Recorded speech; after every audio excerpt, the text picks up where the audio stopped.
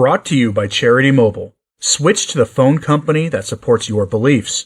All plans start under $50 before taxes and surcharges. Use promo code TRADITION at CharityMobile.com for a special offer. Something is happening in the church in Germany that it can only describe as being interesting. Through their media arm and through German media more broadly, they are projecting an image of Pope Leo XIV as a moderate who is not a revolutionary. That may be an accurate image. It may not be. It's 6 weeks into his papacy, so it may be premature to label him one thing or another, especially since there are some out there now claiming, who are religious themselves, who say they knew him and said that he is not a moderate, that he is like Francis. They're bragging about this.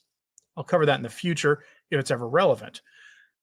And I'm not making the claim that he is like that either. There's just a counter narrative going on. It's part of a larger counter narrative, actually, that where every group in the church seems to be trying to make the man into their own image for their own purposes.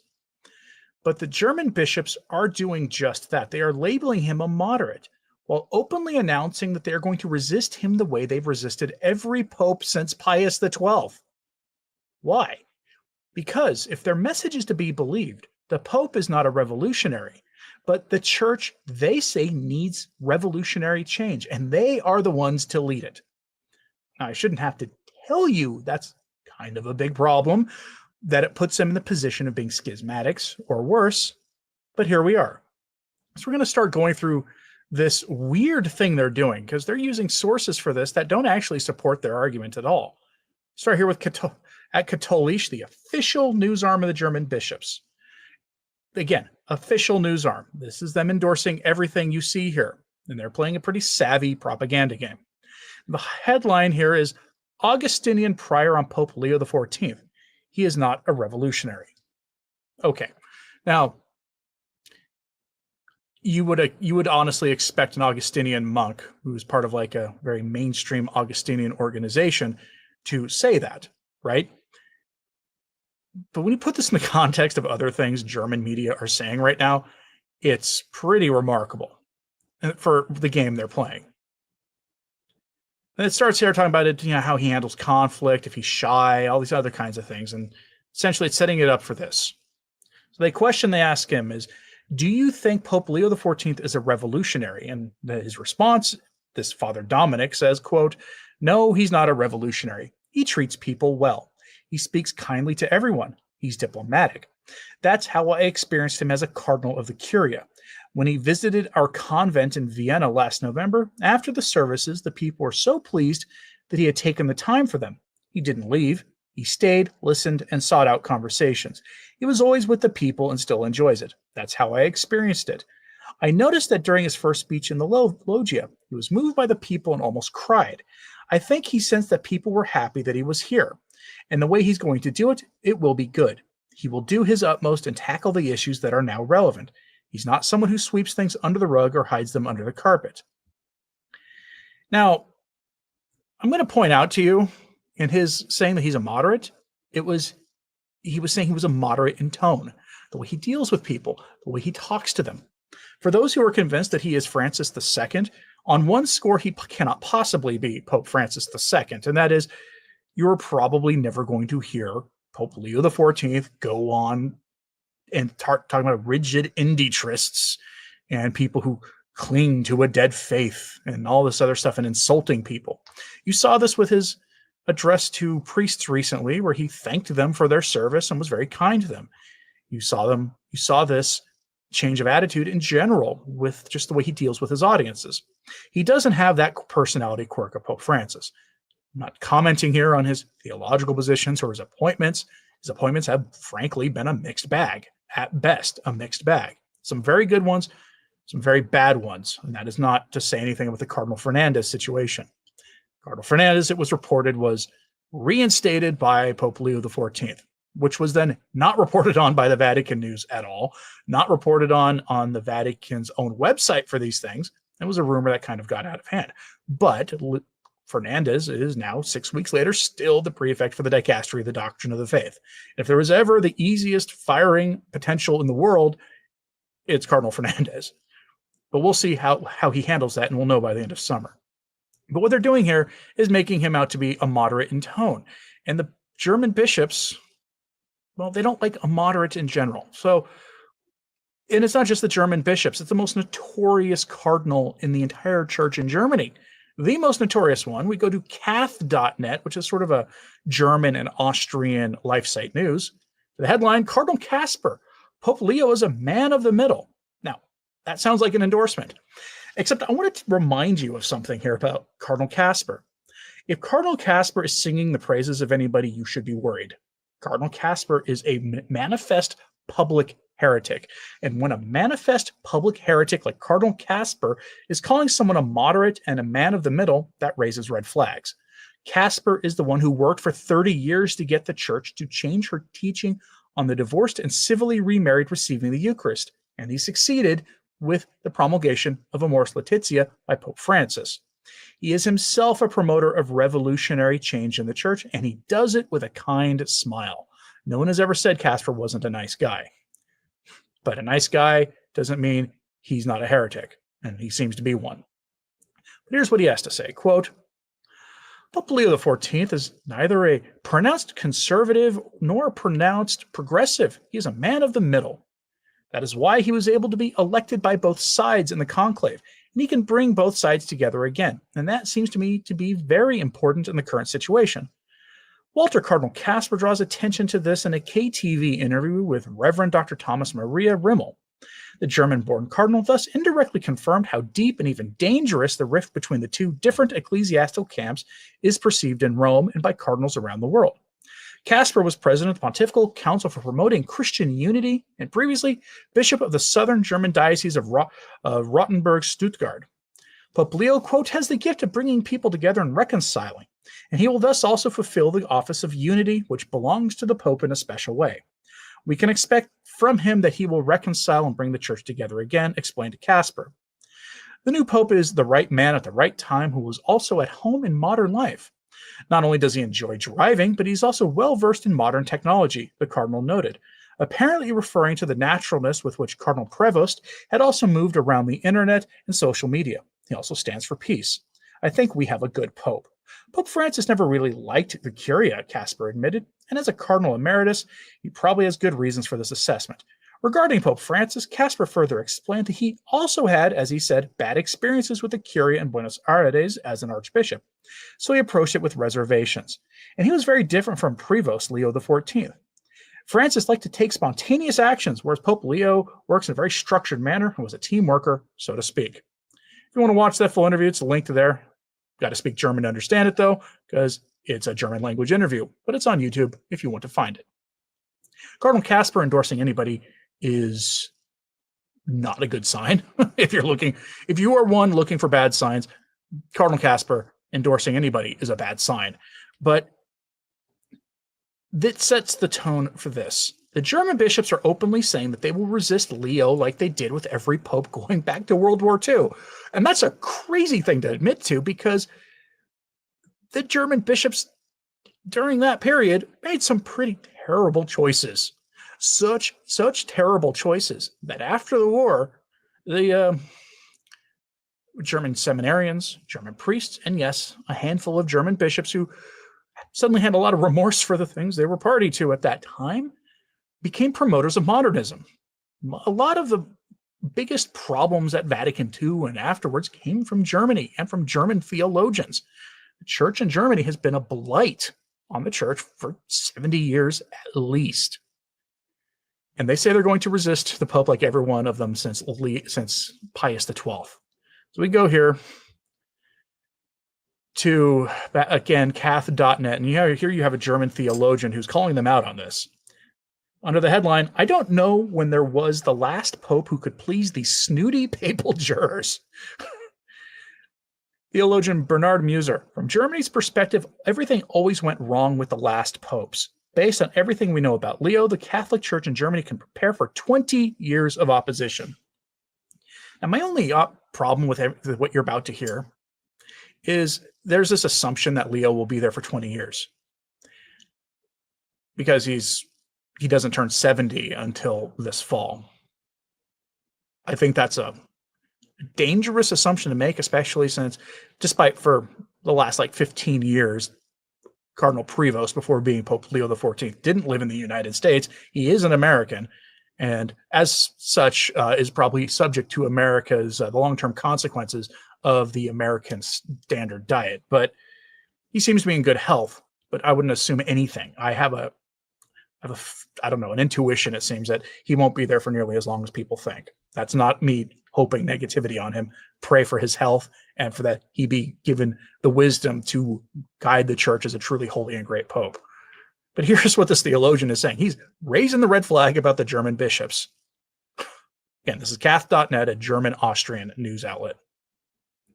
The Catholic Church in Germany has sufficient experience with the opposition to the popes, comments theologian and author Bernard Muser on his Facebook page. He wrote his post titled, Leo, Deliver, in response to the article, after the initial euphoria, Pope Leo must show his colors in the officially unofficial internet portal to the Catholic Church in Germany. I don't know when the last pope who could please these snooty papal jurors, writes Muser, and lists the last time Pope Francis let the Catholic Church in Germany starve to death. Before that, the brilliant Benedict demonstrated to the world the theological poverty of his homeland. Before that, John Paul II took away their youth, their morals, and their inclinations of sins of the flesh and theology of the body. His exceedingly amiable professor, John Paul I, passed away before he could be appropriated. Paul VI, the prophetic admonisher with Humanae Vitae, was ridiculed up and down the church, especially in Germany, as Pill Paul. Only John the 23rd, Muser quotes him as saying, do you often hear the word aggiornamento, was somehow okay with the German bishops. But if the arrogant papal jurors had read the spiritual diary of John the 23rd, then they would know what a devout man this pope was, and they would hear him turning in his grave, wondering what he was being held accountable for. So to be at Pius XII, no, that's not possible, end quote. And he's saying that sarcastically because anybody who's a student of history knows full well that the church in Germany post-war was rebelling against Pius XII. A lot of the worst decisions in the church came from there, even at that time. Now, you're free to disagree with that theologian's basic assessment about, say, John the 23rd or Paul VI. They were revolutionary change agents in the church themselves and should be remembered and regarded as such. But the church in Germany has for decades been at the front of not finding them sufficiently revolutionary. They don't think Francis was sufficiently revolutionary. The bishops of Germany have said repeatedly, I've covered it multiple times here, that they are willing to resist the Pope, that they're going to push forward with their synodal way, which would put laity in charge of things like who gets to be promoted to being a bishop, who gets to graduate seminary and become a priest, putting laity in charge of parishes, governing dioceses, leaving the bishops and priests as essentially administrators of sacraments and very little of anything else. All the while also changing who can preach at Mass to allow women to give homilies and to read the gospel, to proclaim the gospel at the Mass, to change the church's teaching on the sins of the flesh. These are all things they openly argued for and passed as resolutions in their German synodal processes. And Pope Francis at the time, his response wasn't, no, stop, you guys are going off the deep end. It was, hey, slow down, do this with the rest of the church. It's a remarkably different response. And that wasn't enough for them. And so they've announced repeatedly in the last 6 weeks their desire and willingness to go it alone. And now you have a German theologian making fun of them for it and calling them to the carpet, saying, you can't do this. People need to be ready for this. Things are going to get really, really, really rocky in Germany. And I'm going to give you an example here. What is the hill these guys are willing to die on? If you said women's ordination, that's one of many issues, that's the case. Now remember, Katholisch.de, where we get the following headline, despite women's leading roles, the church remains male-dominated. It's their official news website. Every single article they publish is an endorsement of what is said in the contents of that article. They will not allow anything unless they put a disclaimer. Maybe they could put a disclaimer on something. There's no disclaimer on this one. This is them saying the church is essentially evil, doesn't treat women right, and that put it to this way. You're about to hear a lady theologian whining about spaces that exist only for priests. Because priests are just like everybody else. They take the concept of the common priesthood of the faithful and they distort it in the same way that Protestants do. Christ established a hierarchical church.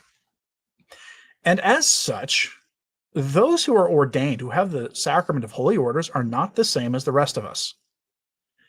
And the modernists have always rejected this. It's one of those things you see called out explicitly in Pascendi Dominici Gregis by Pope Pius X. Here is what the German bishops, through this author here, has to say. Quote, "It's often the little things that reveal how deeply rooted power structures are in the church." Now we'll pause here. Power structure and focused analysis is a Marxist framework of analysis. So the author here is I don't know if she's a Marxist, but she is using their framework of analysis to tell you what's wrong with the church. Personalized coat hangers hang in sacristies, not for everyone, but only for priests. In church spaces, there are often exclusively men's restrooms near the altar.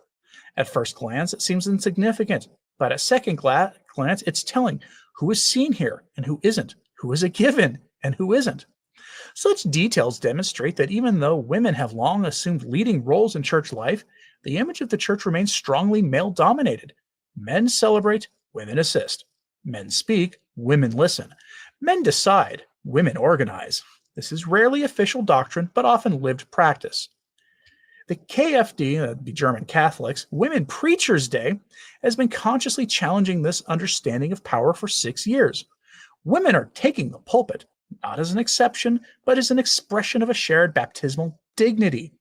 They don't preach just in case, but rather with a claim to visibility, competence, and theological weight.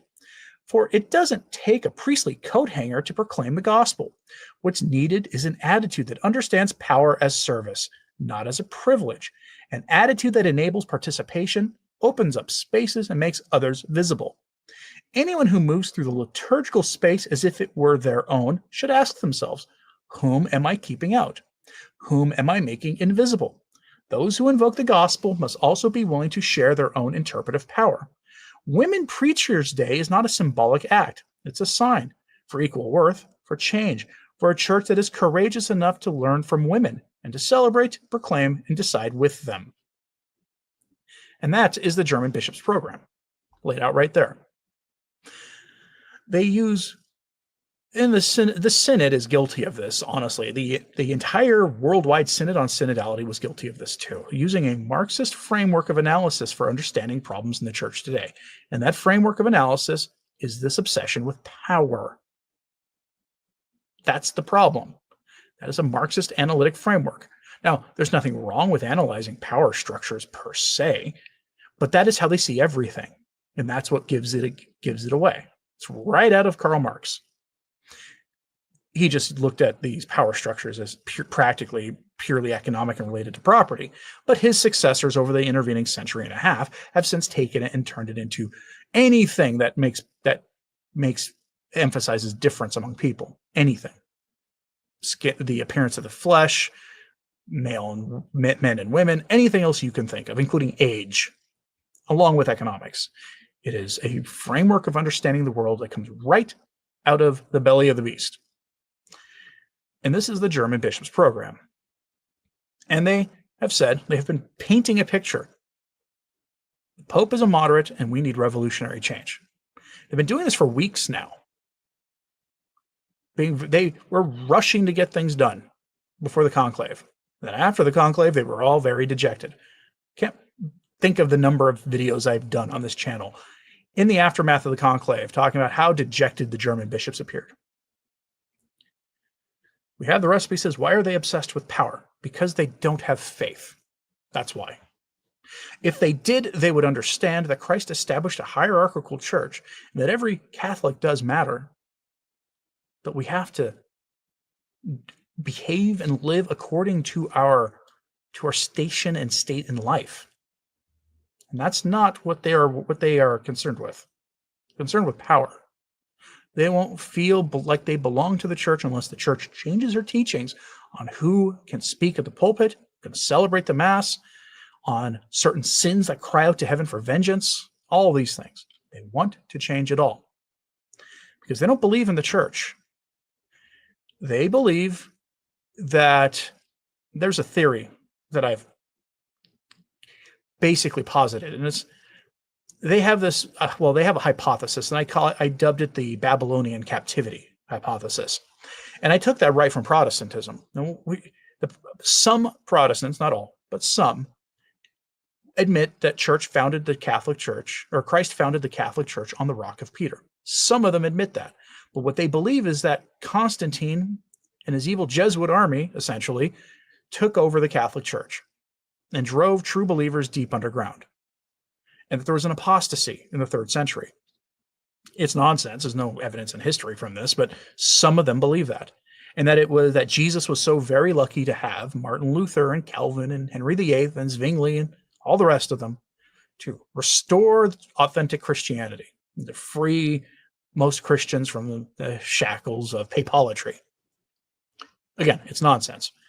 The modernists say something similar. They will say that not long after Constantine, the church became rigid and clericalist, all about ceremony and big T tradition and all these things that what really needs to happen is we need to get back to the way the ancients celebrated Mass and the way the ancients believed. And then they give you a bunch of nonsense about stuff they say the ancient Catholics did, but weren't actually ever doing at all. And they try to bring those back. And by bringing them back, meaning they just kind of invent a whole bunch of new things, taking some statements from early Christian thinkers way out of context and ignoring the corrections they received. Classic example is Tertullian telling people to receive the Eucharist in the hand, utterly disregarding the church fathers who corrected him on that and told him not to do it. It's just one example. But they believe that authentic Christianity disappeared. And Jesus was so very lucky to have Teilhard Chardin and a bunch of others who influenced Vatican II and the revolutionary leaders like Bugnini and others at the council to bring back authentic Catholicism. That's what they believe. The modernists believe, and the Germans are the best example of this. And so they are portraying the Pope as a moderate. He may well be. It's 6 weeks in. It's a little early. And there are people out there claiming who knew him who say he's definitely not a moderate, that he's more like Francis than anybody expects. And there are also others out there who knew him who say he's very conservative. Again, it's 6 weeks in. We'll find out. The appointments will make it unequivocally clear. And there's a new story I'm going to cover tomorrow that also might help shed some light on things, and not in a great way. I'll cover that tomorrow, though. The German bishops are making their case. He's a moderate. We don't need moderates. We need revolutionary change. And they're going to keep pushing forward with their new synodal way. And the question is this. Leo XIV, since stepping out onto that loggia, has repeated unity more times than Francis did. And Francis talked about it a lot. He is the Pope of unity. And as such, in a fractured church, his approach basically has to be moderate. Will he be able to maintain that attitude of unity and while also doing what has to be done, correcting the German bishops? That will be part of the litmus test for him. Will he correct the most obvious heretical movement in the church now, the German synodal way? The German synodal way makes the broader synod of synodality look pretty moderate by comparison. But I'm curious what you think about this. So let me know in the comments. I'm not here to whip you up in anger over the German bishops, so please pray for them that they come to their senses before it's too late, and pray for the Pope. But always pray for the people we're talking about here, not trying to whip you into anger about them. Raven Ray says, all these heterodox names and organizations Anthony is calling me out makes me want to be ill. Yeah, well, that's what happens here. Unfortunately, things are not all so super happy, and the crisis in the church is definitely not resolved now.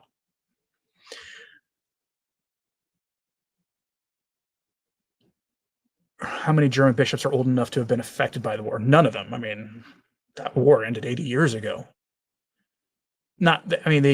There's certainly a few of those bishops who were kids during it, but they were all affected by it directly in one way. Many of their seminary professors were themselves priests or laymen who were active in things during that conflict.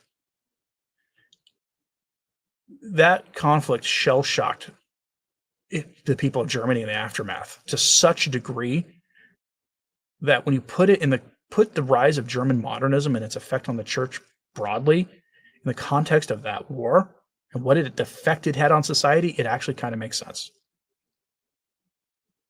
Joe Bullock says, can it be said the German church is in the worst, like sausage, of situations?